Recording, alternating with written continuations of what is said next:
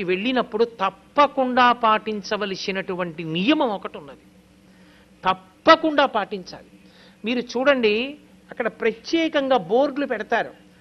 పంచె కట్టుకుని రావలెను, ఉత్తరీయము ధరించవలెను అని ఉంటుంది. చాలామంది అది అమాయకత్వం అయ్యుండొచ్చు, తెలియనితనం అయ్యుండొచ్చు. నేను కావాలని అలా చేస్తారు, పెంకితనం అని ఒక్క నాటికి మాత్రం అనను. ఎందుచేత అంటే అటువంటి పెంకితనం ఉన్నవాళ్ళైతే అంత కష్టపడి ఏడుకొండలెక్కి వెంకటేశ్వర స్వామి వారి దగ్గరికి వెళ్ళి సేవ చేసుకోవాలని తాపత్రయపడి ఆర్జితం టికెట్ తెచ్చుకోరు. అంత కష్టపడ్డాడు అంటే ఆయనలో పరిపూర్ణంగా భక్తి ఉంది, అందులో సందేహం లేదు. కానీ పంచె కట్టుకో అంటే అసలు పంచె కట్టుకోకపోతే నేను సేవకి ఎందుకు అర్హుడను కాను అన్న విషయంలో ఒక అవగాహన స్పష్టంగా లేకపోవడం దానికి కారణం. పంచె కట్టుకోండి అని చెప్పడం తప్పు కాదు. పంచె కట్టుకోకపోతే వచ్చేటటువంటి ఇబ్బంది తెలియనప్పుడు ఎందుకు కట్టుకోవాలన్న ప్రశ్న రావడం కూడా చాలా సహజంగానే ఉంటుంది. అది ఎందుకు కట్టుకోవాలని ఉంటుంది. నేను ఎన్నో పర్యాయాలు చూశాను. వెంకటాచలంలో కళ్యాణోత్సవం దగ్గరికి వెళ్ళినప్పుడు మీరు చొక్కా తీసేయండి, బనీన్ తీసేయండి, పంచె కట్టుకోండి అంటారు. వాళ్ళు తెలియక వాళ్ళు ఏం చేస్తారంటే అప్పటికప్పుడు ఎవరిదో ఉత్తరీయమో ఓ లుంగీ లాంటిదో తీసుకుని ఆ ప్యాంటు మీదే కట్టుకుంటారు. కట్టుకుని అలాగే కూర్చుని అలాగే లోపలికి వెళ్ళిపోతూ ఉంటారు. ఒక్క విషయం గమనించండి, పంచె కట్టుకోండి అన్న మాటకు అర్థం ఏమిటంటే పంచె కట్టుకోండి అంతే. అంతేకాని పంచె కట్టుకోండి అంటే ఎవరినో తృప్తిపరచడానికి ప్యాంటు మీద పంచె కట్టుకోండి కాదు. ఎందుకు పంచె కట్టుకోండి అని అంత శాసించాలి? ప్యాంటు వేసుకుని చొక్కా వేసుకుని పూజకి వెడితే ఫలించదా? అక్కడ మీరు ఒక విషయాన్ని జాగ్రత్తగా గమనించాలి. ఆచారకాండ అని ఒకటి ఉంది. ఆచారకాండలో వేదం చెప్తుంది, ఇలా ఉంటేనే నీకు ఫలితం వస్తుంది, ఇలా లేని నాడు ఫలితం ఉండదు అని ఉంటుంది.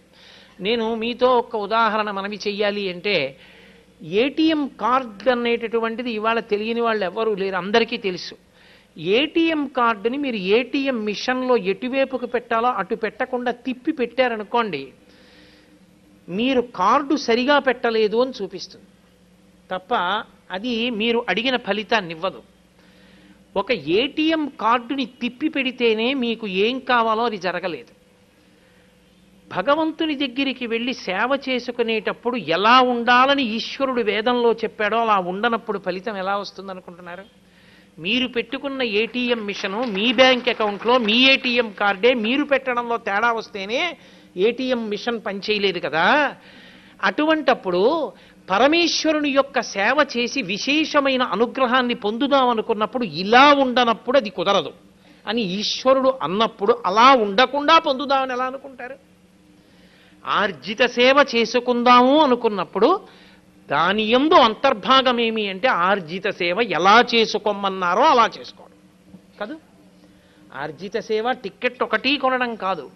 ఆర్జిత సేవ ఎలా చేసుకోమన్నారో అలాగే చేయడానికి సిద్ధపడాలి.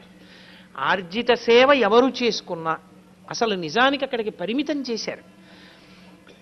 పంచె కట్టుకోండి అంటారు. ఎందుకు పంచె కట్టాలి? పంచె కట్టుకోకపోతే వచ్చే నష్టం ఏమిటో మనకి వేదం చెప్పింది. పంచ అన్న మాటకి అర్థం ఏమిటంటే అది పట్టు పంచ, నూలు పంచ, బోళ్ళు ఉంటాయి. కానీ యథార్థముగా మాట్లాడవలసి వస్తే పట్టు పంచ కట్టుకుని పరమేశ్వర సన్నిధానమునకు వెళ్లకుండా ఉండడం మంచిది. ఎందుకో తెలుసా? ప్రతి వస్తువుకి కూడా గుణదోషములుంటాయి. ఒక్క పట్టు పంచె నెయ్యాలంటే ఎన్ని లక్షల పట్టు పురుగులో చచ్చిపోతాయి.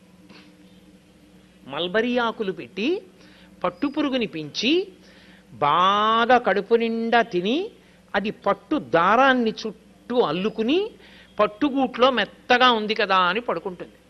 ఇక అది పడుకుని నిద్రపోవడం మొదలెట్టిన తర్వాత ఇక అది బయటికి రాలేదు, ఇక పట్టుదారం మొదలదు. ఇప్పుడు ఆ పురుగును ఒక్కదాన్ని తీసి బయటపడేయాలంటే పట్టు కాయని కోసేయాలి. కోసేస్తే దారం ఇంతంత ముక్కలైపోతుంది.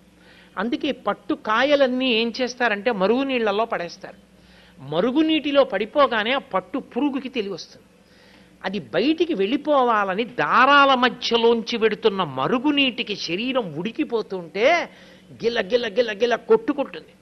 కొట్టుకుని బయటికి వెళ్ళే మార్గం లేక తానల్లుకున్న గూట్లో తానే చచ్చిపోతుంది.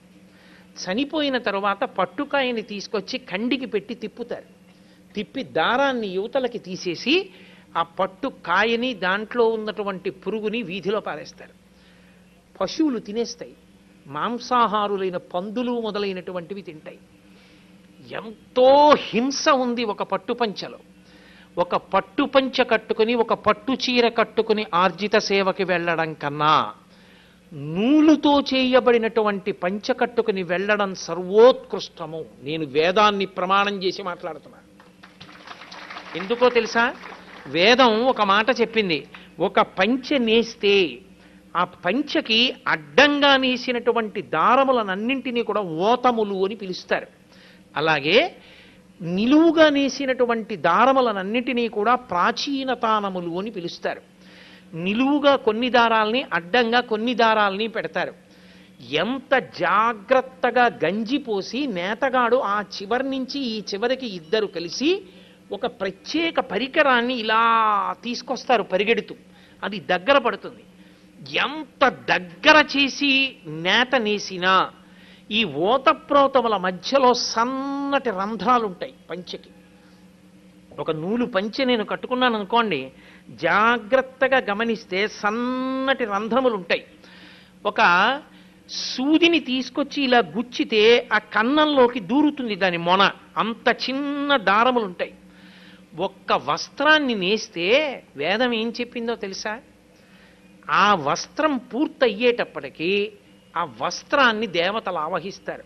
ఎంతమంది దేవతలు ఆవహిస్తారని చెప్పారో తెలుసా? ఆ వస్త్రమునందు మొట్టమొదట అగ్ని ప్రవేశిస్తాడు, 2 వాయువు ప్రవేశిస్తాడు, 3 విశ్వేదేవతలు ప్రవేశిస్తారు, తర్వాత పితృదేవతలు ప్రవేశిస్తారు, తర్వాత ఆదిత్యుడు ప్రవేశిస్తాడు, తర్వాత ఓషధీ దేవతలు ప్రవేశిస్తారు. ఈ ఓతప్రోతముల మధ్యలో ఉండేటటువంటి సన్నటి కన్నాలలోకి నక్షత్ర మండలంలో ఉండేటటువంటి దేవతా మండలి అంతా అధిష్టానమై ప్రవేశిస్తుంది. ఒక్క పంచెని కట్టుకున్నాడు అంటే అర్థం ఏంటంటే, పంచకట్టు అంటే ఒక్కసారి పంచ కట్టుకుంటే ఇంతమంది దేవతల యొక్క అనుగ్రహాన్ని పొంది ఉన్నాడు అని గుర్తు. అందుకే ఎట్టి పరిస్థితుల్లో బట్టని కాలుతో తొక్కడం కానీ, బట్టని కాలుతో తన్నడం కానీ, బట్టని కాలుతో ఎగరేయడం కానీ శాస్త్ర విరుద్ధం. బట్టని ఉప్పళించుతారంతే. బట్టని ఉప్పళించడం, పంచెని రాతి మీద మాత్రమే ఉప్పళించి ఆరేస్తారు. వేదం ఒక మాట చెప్పింది, భగవత్కార్యం చేసేటప్పుడు పురుషుడికి పైన వస్త్రం ఉండకూడదు, ఏ విధమైన ఆచ్ఛాదన ఉండకూడదు. ఉత్తరీయం ఒకటే ఇలా వేసుకోవాలి. వేసుకుంటే అది తొలగుతూ ఉంటుంది, ఇలా పక్కలకి తొలగుతుంది. తొలగుతున్నప్పుడు గుండె కనపడాలి. యజమాని పురుషుడు ఎప్పుడూ కూడా. అందుకే సంకల్పం పురుషుడి వైపు నుంచే ఉంటుంది. ధర్మపత్ని సమేతస్య అని ఉంటుంది. ఆమె ఏ కారణం చేతనైనా రాక